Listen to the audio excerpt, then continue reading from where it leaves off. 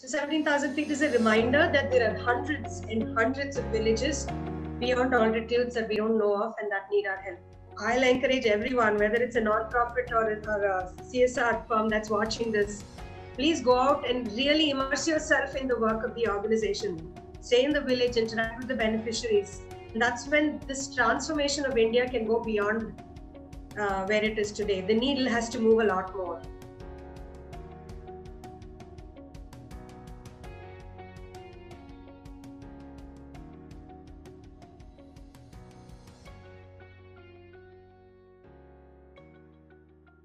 So today we're joined in conversation by Ms. Sujata Sahu, who is the founder director of 17,000 Feet Foundation, an organization that has been working relentlessly in remote mountainous hamlets across the Union Territory of Ladakh, with the primary objective of enhancing education, strengthening the government school system, and sustaining the village that are facing desperate migration of young families and children to faraway towns in search of good education. Thank you so much for joining us, Sujata. Thank you. Great to be here. And just to begin with the conversation, so what does the name 17,000 Feet Foundation symbolize, and what is the vision that the organization is working towards? So 17,000 feet, right? It symbolizes altitude. It's very simple. So right off the bat, we've named our organization based on the vision that we have. That is, we work to improve the lives of communities who live in high altitude regions, because there is so little development happening there. There's so little attention into those areas that we felt there was a need to actually focus on those areas, and also a way to keep us really rooted to the cause. So we started our work in Ladakh. And if you look at where we are looking, we're looking at the entire Indian Himalayan region, which is about 11 states and 2 union territories. That's 17,000 feet. We named it after a particular pass that we had to cross.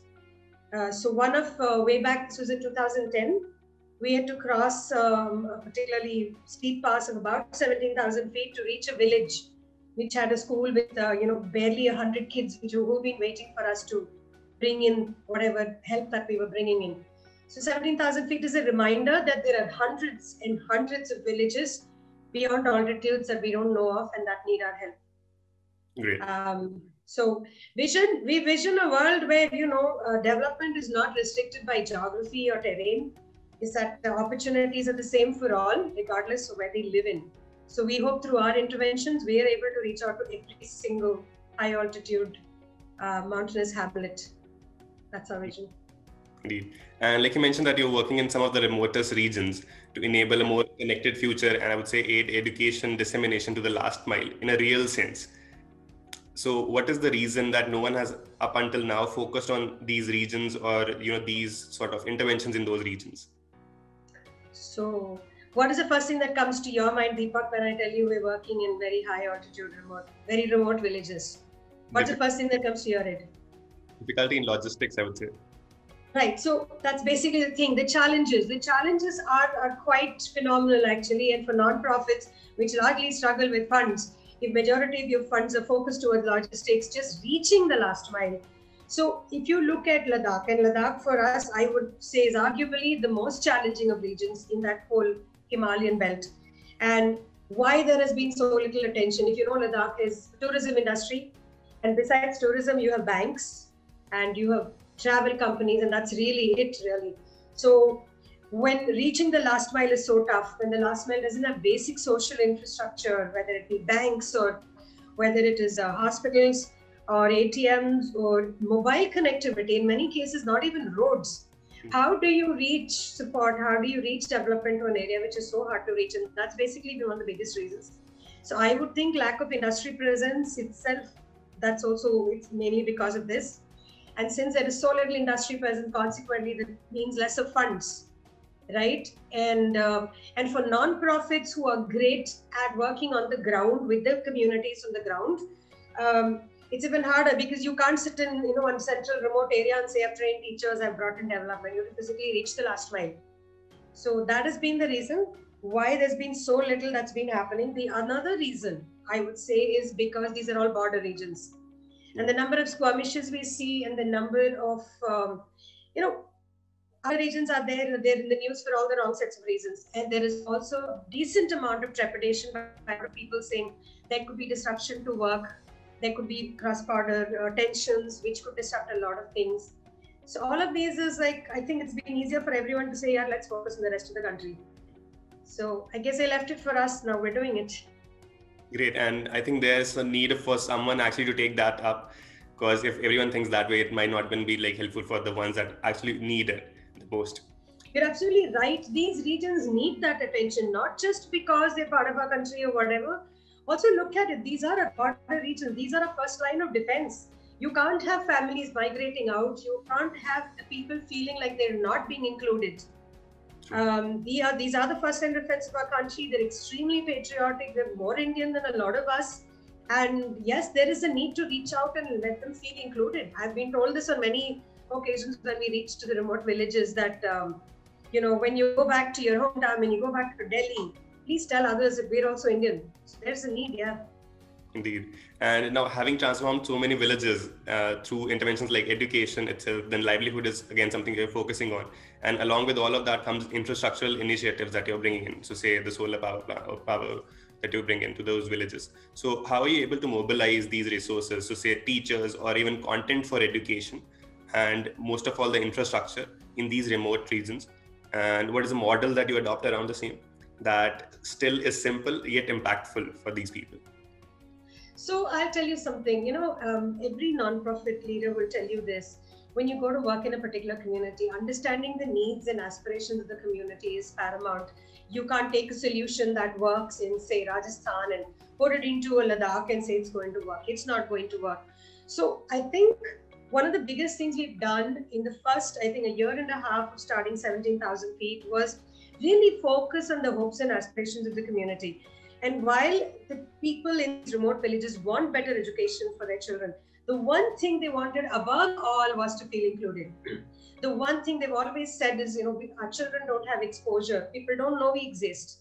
If tourism happens in Ladakh, it happens to just Pangong Lake or the top of the Khardungla Pass, and that's just it. So we realized that if we needed to do some work in here, we needed to absolutely mobilize the communities first and foremost. And to mobilize the communities, you need to give them what they are looking for, to feel included, to feel motivated, and to feel good about what they're doing. So if you see, the first thing we did, all of our programs have been focused on physically traveling to the village, regardless of how remote it is. So our villages could be a 3-day walk. We walk. My team walks. It goes there, my team goes there 3 times a year, or 4 times a year. And that's what it takes. That's what it takes. If our teachers are teaching, and our children are learning in the middle of winters where you have 10 feet of snow covering the windows of your school and you can't look outside, but the children are still sitting in there and studying, that means we need to go there as well. We need to appreciate and celebrate that. So our team goes there in the thickest of winters as well to conduct workshops and so on. So the very fact that we were able to, and also the other thing is we chose the regions which are not on anybody's radar. We could very well have chosen the regions where there is connectivity, where there is already some attention. So what we did was we chose the regions whom nobody knows of. The real place, the real people, the real needs. And that, I think, was a turning point for the communities as well as the local government to understand that 17,000 feet is serious about bringing in change. So a couple of things we did really good was we reached the villages that no one seemed to care about, which gave the communities a sense of belonging and inclusion. They said, I belong to the south of India. For them, they're like, you come from south of India all the way up to the north. They feel wanted and included. It gives them a sense of pride in what they're doing. So that's one. Same with the government. The local government has also been extremely appreciative of the fact that out of their 1,000-odd schools, we chose a quarter of them. We work in about 200 plus, which are the remotest of the lot. So we've been able to showcase how it can be done in the remote regions. So now it's helping them scale it in the other ones. This how we've been able to mobilize these guys. Corporates has been a little bit harder, though they've all come on board, but we have a very unique program. We realized that if we need to move, if we need to help these guys, we need funds and we need the help of other people. How do you get people to know what Ladakh really is? You got to bring them there. So that becomes a core part of our program. So we invite our corporate partners to come and volunteer, to stay in these remote villages, live there like the locals do, and experience firsthand why there's a need. And that's what's helped mobilize our support. So we've been able to get some amazing corporates as partners who've sent their team members, their senior managers, even board level members to come in and stay and look at it. So it's worked out very well for us, and we realize that that's the only way to do it. So I hope it's kind of answered your question in a long, drawn-out way. Wonderful. And indeed, I would say inclusion actually starts with empathy. When you're actually able to, put yourself in the place of the other person, that's when you actually realize that what they're going through and how we can probably support with our privileges that we have in some other region, which the other people would not have right away. And actually, also, it's not just the privileges that we have. What has happened, it's been a two-way exchange. When you build that empathy, the empathy is not one way. It's the empathy is the there is a connection between both sides, and you realize there's so much on the other end to be learned from. And I think that's what's gone back through our volunteers, through our corporate partners, even individuals whom we tell just come in, don't do just a vacation, come volunteer with us in our villages, and it's taken in both ways. So I think we've been able to impact a lot of people this side of the mountain as well as on the other side. Great. And talking about the beneficiaries, the major beneficiaries for your initiative, which are students, the children that you're, engaging through your program. So how has they fared so far in comparison to the urban peers through your programs and initiatives that you started there? So I don't think I've done a study yet to compare the urban peers with this, but I'll tell you how it's basically happened. There are two main things we're working towards. The children in the remote rural areas have zero exposure. They have very, very little confidence in terms of facing the real world. And they don't have access to what their urban counterparts have, which is, all the equipment, the learning resources, and so on. So the first thing we did was make their school look better than a private school. Make their school look, feel, perform better than a school in an urban area. So our schools now have tablets, they have solar panels, they have great looking furniture, the full schools are painted, and there's a lot of things going on, and our communities feel that, yes, they feel a sense of pride. So what this has been able to do, I don't have a study to tell you, is there are places where children from both sides interact. The level of confidence that is being shown by these children in these remote areas is phenomenal. The way they talk, their English, their command of English. Now, their curriculum is based in English, which is kind of hard for them because it's a third language. And they study 2 or 3 languages, which is very hard. But the way these children are performed in the command of the English language, their confidence, speaking into a camera, speaking to outsiders, because we also send volunteers, that's off the charts. For them, I would compare it to just themselves, to say that they've moved night and day. And same with the teachers. And so that's the other thing. The teachers have also, who have been posted in remote areas, but feel like it's not a punishment posting, but they leave their homes and families in the main town where they live, and they have to transport themselves physically to live in a remote area. Today, they feel empowered. They feel, I'm proud of the school I'm working in, so they work twice as hard. And through our help, they've been able to transform their own schools. And for us, it's a big win, because at the end of the day, the teacher has to do the work. We're only a support system. So that way, it's been fantastic. The big thing we've been able to achieve is, in Ladakh, what would happen earlier is, because parents wanted great education for their children, they would send them off sometimes as young as 3 to 4 years old to study alone in the town. When I say alone, the child would stay in a dormitory, he would stay in a hostel with some family members.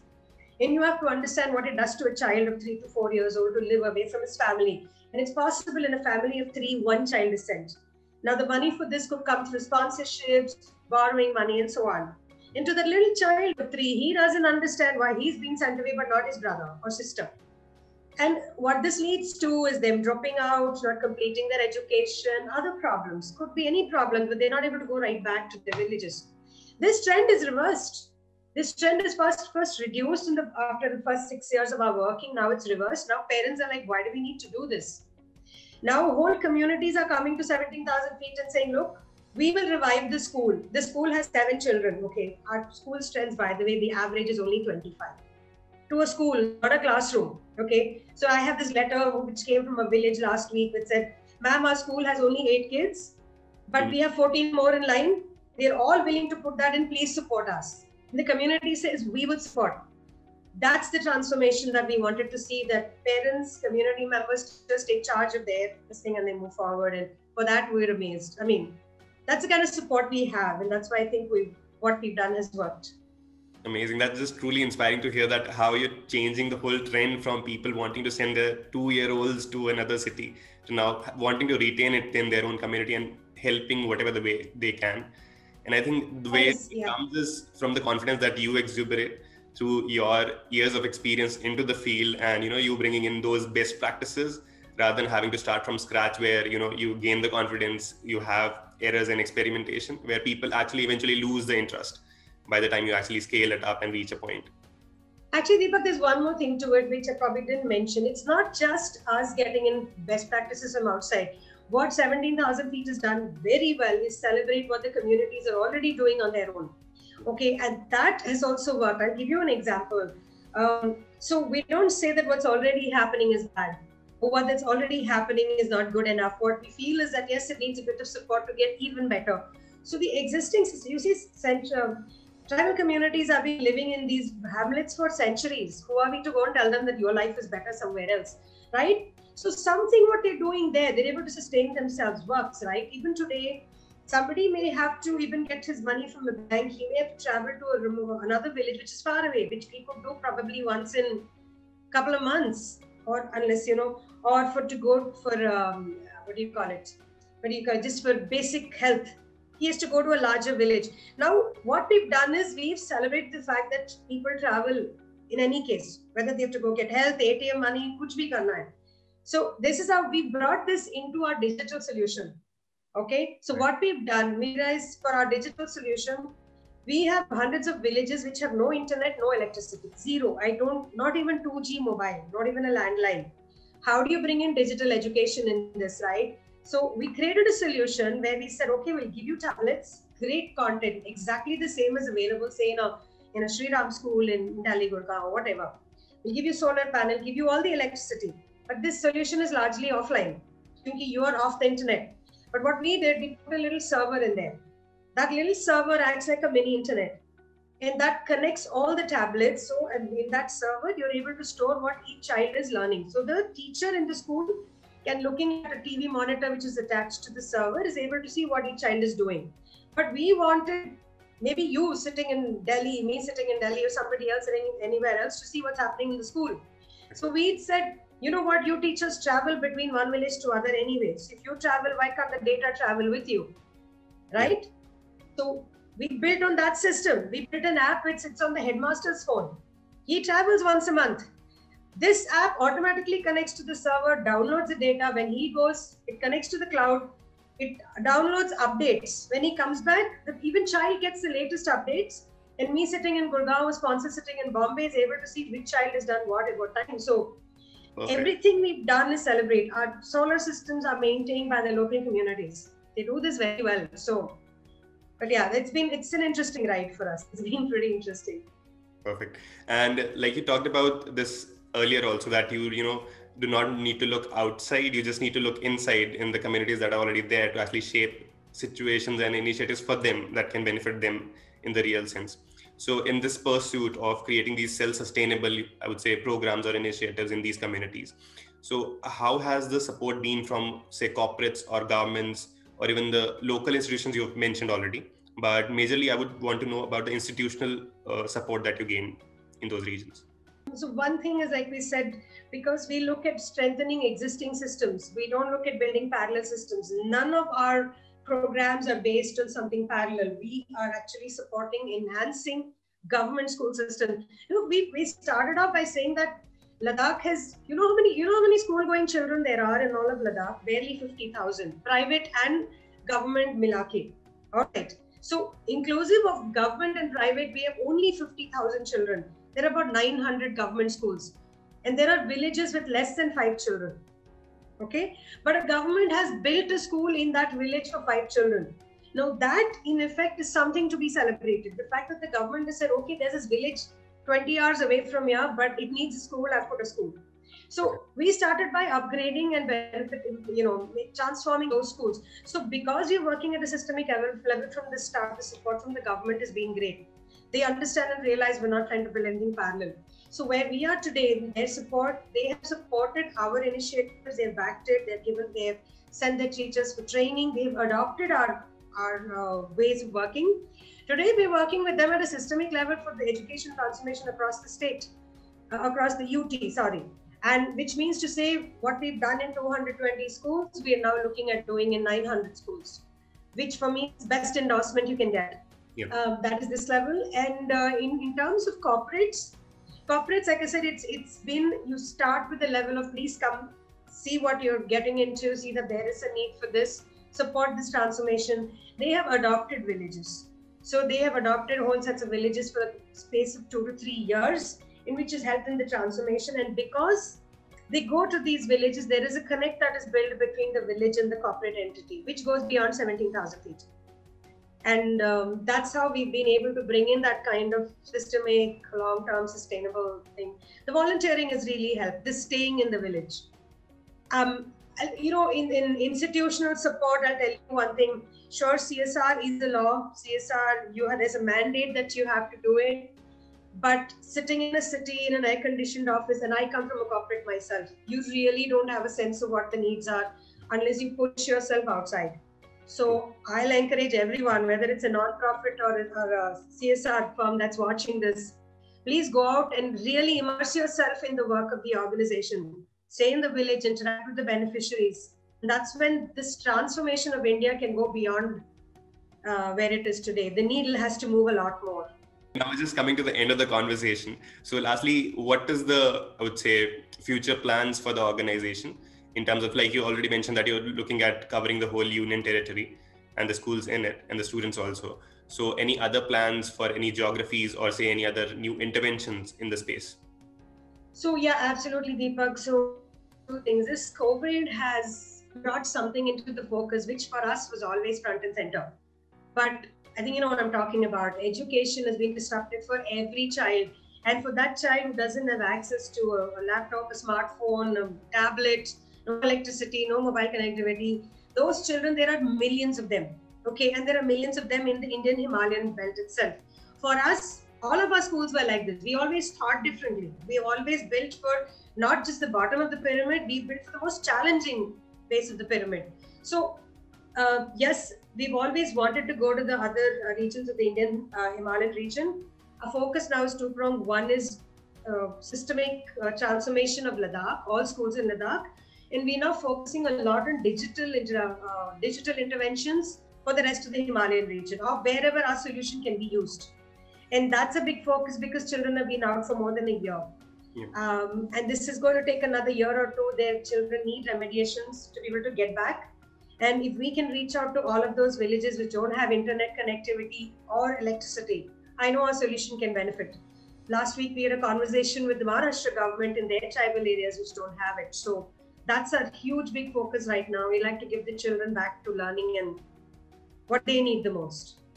Great. And I'm totally sure of your, phenomenal work that's already been done in one space, one remote region, could already be replicated into these other regions and the tribal spaces that we already have, but no one's actually been thinking about it, considering the access that's there. And COVID further has tripled the same for any organization that was thinking about it. Absolutely. So kudos to your work and best of luck for any new endeavors that you're venturing into. Thank you so much for that. It's been great. Thank you so much, Deepak. Great talking to you, and thank you for having me on board.